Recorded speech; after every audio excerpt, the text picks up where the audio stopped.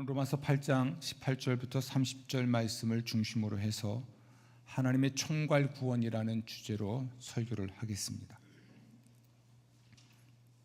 하나님은 천지와 만물을 창조하셨고 하나님이 창조하신 세상은 하나님이 보시기에 좋았습니다. 하나님은 선하시죠. 그러므로 하나님 보시기에 좋았던 천지와 만물은 선했습니다. 하나님은 또한 사람을 만드셨고 천지와 만물을 사람에게 맡겨 돌보게 하셨습니다. 사람은 천지 만물의 환경 속에서 그 천지 만물의 환경과 함께 또 천지 만물이 주는 혜택을 누리며 사는 복을 받았습니다. 동시에 사람은 하나님의 선한 뜻과 목적대로 천지 만물을 돌볼 책임을 맡았죠. 사람이 천지 만물을 하나님 창조 질서에 맞게 돌보는 것은 하나님께 받은 책임을 다하는 것일 뿐 아니라 천지 만물을 통해서 베푸시는 하나님의 복을 더 풍성히 누릴 수 있는 지혜이기도 합니다. 천지 만물이 인류의 삶을 위협하고 있는 것은 하나님의 창조 질서에 문제가 생겼다는 것을 증명합니다. 원인이 어디 있든지 간에 사람은 천지 만물을 통해 베푸시는 하나님의 복을 받아 누릴 수 없게 되었고 그래서 불행해졌습니다. 하나님은 사람만이 아니라 천지 만물도 구원하십니다. 하나님이 자식의 유일한 아들을 주셨을 때 하나님의 아들 예수 그리스도가 자기의 목숨을 희생하셨을 때는 사람만이 아니라 천지 만물의 구원을 위해 그렇게 하신 겁니다. 하지만 예수님의 사역이 인간만이 아니라 창조의 전 영역까지 확대된다는 사실을 의심하는 사람들도 있습니다. 이러한 태도는 개인주의적이고 합리주의적인 우리 시대의 관점을 반영한 것인데 이건 비성경적인 관점입니다. 오늘은 하나님의 총괄 구원, 곧 하나님께서 사람과 천지 만물을 회복하시는 것에 관한 하나님 말씀을 들을 것입니다. 하나님 자녀의 고난과 피조물의 탄식과 고난, 하나님 자녀의 영광과 피조물의 영광은 매우 밀접한 관계가 있습니다. 따라서 먼저 우리는 그리스도인의 고난과 영광에 관한 말씀을 나누도록 하겠습니다.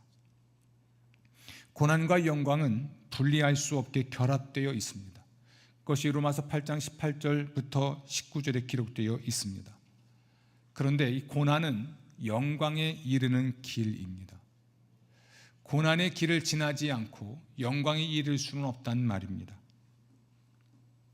로마서 8장 17절입니다. 우리가 그와 함께 영광을 받기 위하여 고난도 함께 받아야 할 것이니라. 예수님이 고난 받으신 후에 영광을 받으셨듯이 우리 그리스도인도 고난을 받은 후 영광을 받게 됩니다. 이 고난과 영광은 미래의 그리고 현재의 두 시대를 특징짓습니다. 현재는 고난의 시대이고요, 미래는 영광의 시대인 것이죠. 현재는 우리가 몸의 속량을 받지 못했기 때문에 고난의 시대이고, 미래는 몸의 속량을 받기 때문에 영광의 시대가 될 것입니다. 이 영광은 준비되어 있습니다. 하나님의 때에 반드시 그리고 우리 그리스도인들에게 나타날 것입니다. 우리 그리스도인들은 이 영광을 볼 것입니다. 몸의 속량을 받아 곧 부활하여 이 영광을 볼 것이고 누릴 것이고 함께 나눌 것입니다. 그래서 우리는 현재의 고난과 고통을 인내할 수 있습니다. 로마서 8장 25절입니다. 우리가 소망으로 구원을 얻었음에 참음으로 기다릴지니라. 아멘. 이 고난은 영광과 비교할 수는 없습니다. 썩어짐의 종로를 타는 것과 해방되어 하나님 자녀의 자유에 이르는 것은 비교할 수 없다는 이야기입니다. 바울은 고난과 영광을 그것들이 지니는 무게라는 관점에서 평가한 적이 있는데 고린도후서 4장 17절입니다. 우리가 잠시 받는 환난에 경한 것이 지극히 크고 영원한 영광에 중한 것을 우리에게 이루게 함이니 아멘.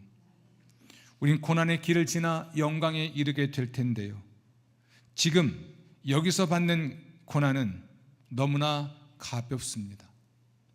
상대적인 것인데요, 미래에 받을 영광에 비하여 가볍다는 말입니다. 그 고난이 쉽다는 이야기가 아닙니다. 미래에 받을 영광과 비교할 때 그것이 가볍다는 이야기죠. 이제 피조물의 고난과 영광에 관한 말씀을 나누겠습니다.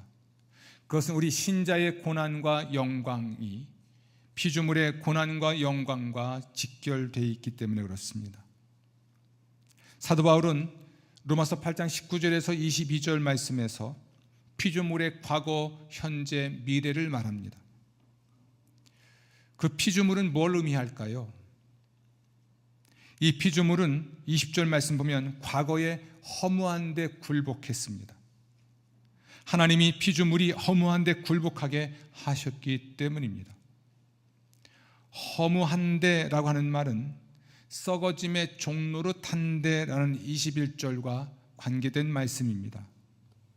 그러니까 피조물은 시간과 공간에 갇혀 연약함, 쇠약, 죽음의 존재가 되었고, 그러므로 허무하게 사라질 처지가 되었다는 말입니다. 하나님은 아담이 불순종한 후에 피조물을 허무한 데 굴복하게 하셨습니다. 로마서 8장 20절입니다. 피조물이 허무한 데 굴복하는 것은 자기 뜻이 아니요 오직 굴복하게 하시는 이로 말미암음이라. 한 사람 아담의 범죄로 인해서 피조물이 저주를 받게 되었는데, 창세기 3장 17절이죠. 이같이 한 사람 아담의 범죄로 악이 창조 세계 전체에 퍼지게 되었고, 그러므로 피조물은 썩어짐의 종노릇을 하거나 허무한 데 굴복하게 되었습니다. 그러니까 허무하게 사라질 처지가 된 것이죠. 하지만 이 피조물은 미래에는 썩어짐의 종살이에서 해방될 것입니다. 8장 21절 말씀은 그 바라는 것은 피조물도 썩어짐의 종노릇한 데서 해방되는 것이라 라고 기록합니다.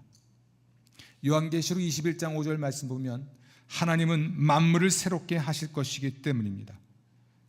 이 말을 적극적으로 표현한다면, 그러니까 썩어짐의 종노릇한 데서 해방된다는 것을 적극적으로 표현한다면 썩어짐에서 자유하게 된다는 것입니다. 로마서 8장 21절입니다. 하나님 자녀들의 영광의 자유에 이르는 것이니라. 아멘. 하나님 자녀가 몸의 부활을 통해 더 이상 썩어짐에 종살이하지 않고 썩어짐, 곧 죽음에서 자유하게 되는 것처럼 피조물도 그리 될 것이라고 말하고 있습니다. 자연, 그러니까 하나님이 만든 천지 만물이 새롭게 될 것이라고 하는 이 기대는 메시아 시대에 대한 구약의 예언자적 환상에, 특히 시편과 이사야의 환상의 필수적인 요소입니다. 시편 102편 25절은 땅과 하늘이 옷같이 갈아입을 것이다 라고 말을 하고, 이사야 65장 17절은 하나님이 새 예루살렘을 포함해서 새 하늘과 새 땅을 창조하실 것이다 말합니다.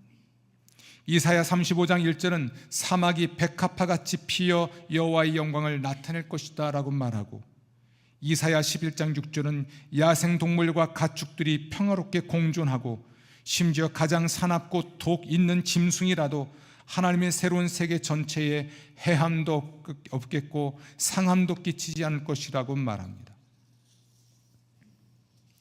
이와 같이 자연 만물을 새롭게 하신다는 것은 성경의 이야기입니다. 신약 성경을 기록한 사람들은 구약 성경의 이러한 시적 표현을 상세하게 일일이 다루진 않았지만, 심지어 예수님은 그가 다시 오실 때 세상이 새롭게 될 것이라 말씀하셨고, 베드로는 만물이 회복되는 것에 관하여 말했고, 바울은 만물의 화목에 대해서 말을 했는데, 결정적으로 요한계시록 21장 22절은 하나님께서 이 세상에서 죽음을 제거하시는 까닭에 사람도 만물도 새롭게 될 것을 말하고 있습니다. 여러분, 이와 같이 만물이, 그러니까 자연이 새롭게 되고 변화될 것이라는 것은 성경의 가르침입니다. 세상에서, 자연 속에서, 만물 속에서 모든 해로운 요소가 제거되고 그것들이 의와 평화와 조화와 기쁨과 안전함으로 대체될 것을 말하고 있습니다. 물론 세세하게 이야기하려면 조심해야 하겠으나 미래의 영광은 우리가 도저히 상상할 수 없는 일이 될 것입니다. 하나님이 창조한 모든 것들, 그러니까 사람은 물론이고 천지 만물, 이 모든 물질계가 구속되고 영화롭게 될 것입니다. 하나님의 자녀들은 그 새하늘과 새 땅, 새로워진 만물, 자연, 생태계 속에서 그것들이 주는 것들을, 그것들을 통해 주어지는 하나님의 복을 누리며 영생 복락을 누리게 될 것입니다. 하지만 이 피조물의 현재는 탄식과 고통으로 얼룩져 있습니다. 과거에는 허무한 데 굴복하게 되었고 미래는 영광스럽게 되겠지만 그 과거와 미래 사이 현재에는 탄식하며 고통하고 있습니다. 로마서 8장 22절입니다. 피조물이 다 이제까지 함께 탄식하며 함께 고통을 겪고 있는 것을 우리가 아느니라. 아멘. 하지만 이 탄식은 무의미하거나 절망의 징후들이 아닙니다. 이것은 마치 해산의 고통과도 같은데요, 해산 후에 해산의 기쁨이 따르듯이 탄식과 고통 후에 세상의 새로운 질서가 나타날 것이기 때문입니다. 이렇게 사람도, 모든 피조물도 탄식하고 있습니다. 그런데 놀라운 건 우리는 성령께서 탄식하신다는 이야기를 주목하게 됩니다. 그것이 놀랍습니다. 26절, 27절에 기록된 성령의 탄식에 관한 말씀을 드리겠습니다. 성령은 현재 고난을 겪는 그리스도인을 도와주십니다. 특별히 성령은 그리스도인의 기도를 도와주시는데 26절 말씀 보면 성령이 우리를 위하여 친히 간구하신다, 말할 수 없는 탄식으로. 아멘. 성령이 간구하시는데요, 말없이 탄식하며 간구하십니다. 이러한 성령의 말없는 탄식은 분명 하나님 피조물의 탄식 22절, 하나님 자녀들의 탄식 23절, 곧 만물의 최종적 구속과 절정에 대한 고뇌에 찬 열망들과 관련되어 있습니다. 흑암과 혼돈과 공허한 세상에 운행하시며 창조하시던 성령께서 죄로 인해 다시 흑암과 공허와 혼돈의 상태가 되어버린 세상을 위해 탄식하고 계십니다. 이제 우리는 새 창조를 기대할 수 있지 않을까요? 처음 창조회 때 창조를 통해 어둠을 밝히셨고 혼돈을 바로잡으셨고 공허를 채우신 성령께서는 죄로 파괴된 만물을 새롭게 창조하실 것이 분명합니다. 우리 사람만을 구원하시는 것이 아니라 하나님이 만든 모든 자연을, 생태계를 창조하신다는 말입니다.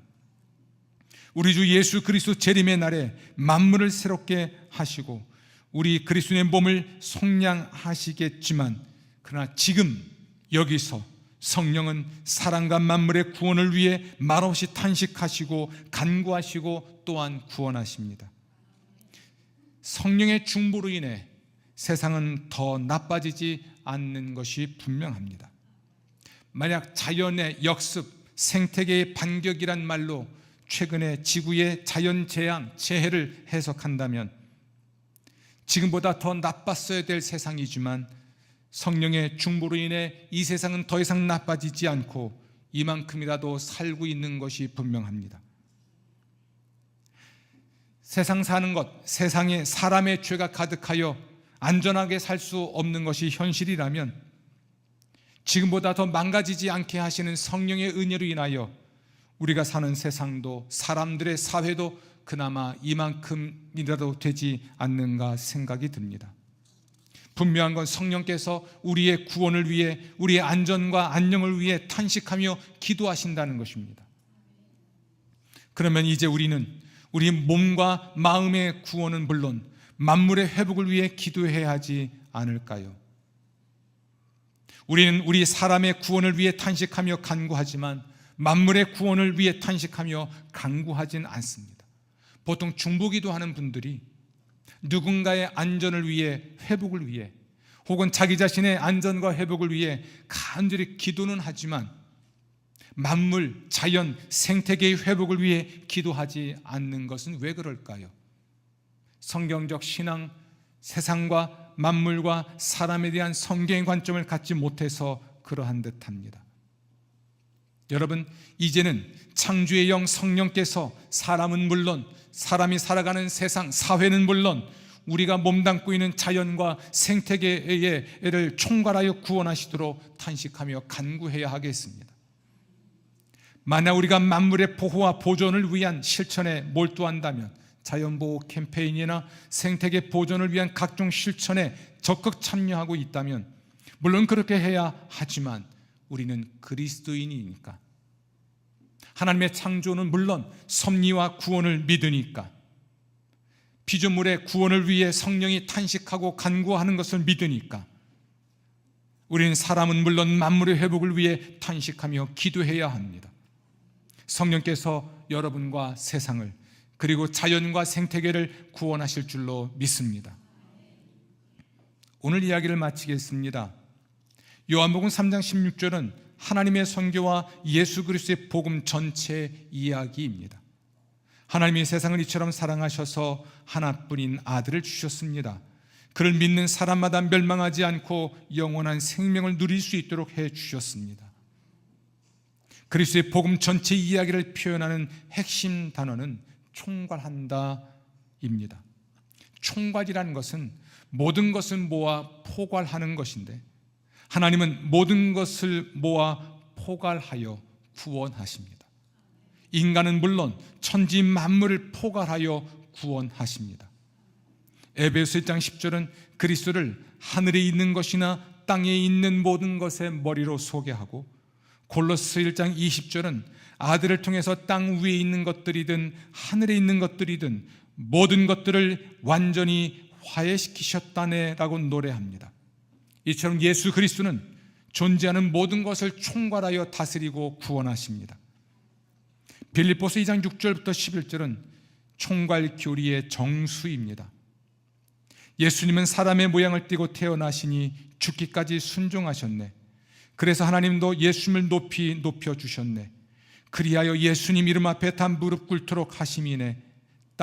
하늘 위나 땅 위나 땅 아래에 있는 모든 것들이 혀 있는 사람마다 인정하도록 하심이네. 예수 그리스도께서 주님이시라고. 그리하여 하나님 아버지께 영광을 돌리도록.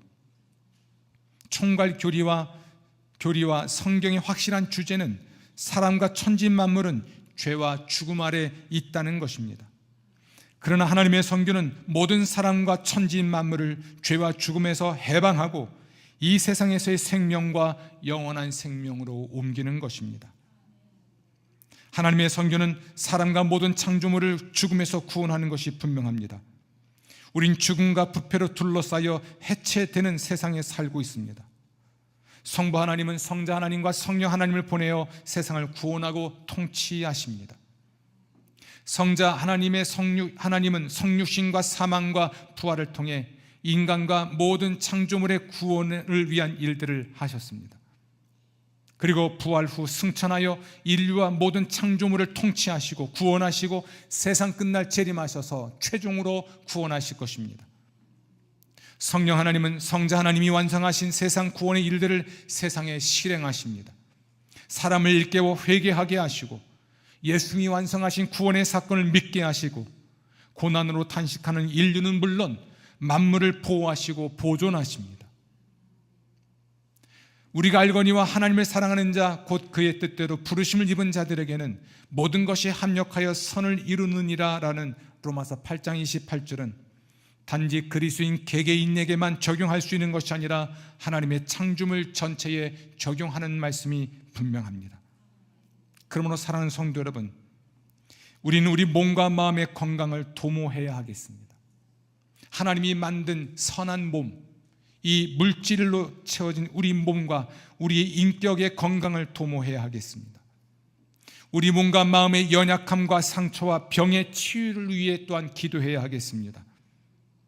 우리가 우리 몸과 마음의 연약함과 상처와 병으로 인해 탄식하며 기도할 때 성령도 탄식하며 우리의 구원을 위해 기도하십니다. 하나님이 구원하십니다. 우리 몸과 마음의 연약함과 상처와 병을 고치십니다. 우리의 몸과 마음을 건강하게 해 주십니다. 사랑하는 성도 여러분, 하나님의 선교에 동참합시다. 세상 구원을 위한 예수 그리스도 사건을 전하여 세상 만민을 구원하고 몸과 마음의 연약함과 상처와 병으로 인해 탄식하는 사람들의 구원을 위해 기도합시다. 뿐만 아니라 만물의 보호와 보존, 자연 보호, 생태계의 보존을 위해 탄식하며 기도합시다. 하나님이 구원하실 것입니다. 우리를 그리고 세상을 고쳐주실 것입니다. 로마서 8장 28절입니다. 우리가 알거니와 하나님을 사랑하는 자 곧 그의 뜻대로 부르심을 입은 자들에게는 모든 것이 합력하여 선을 이루느니라. 아멘.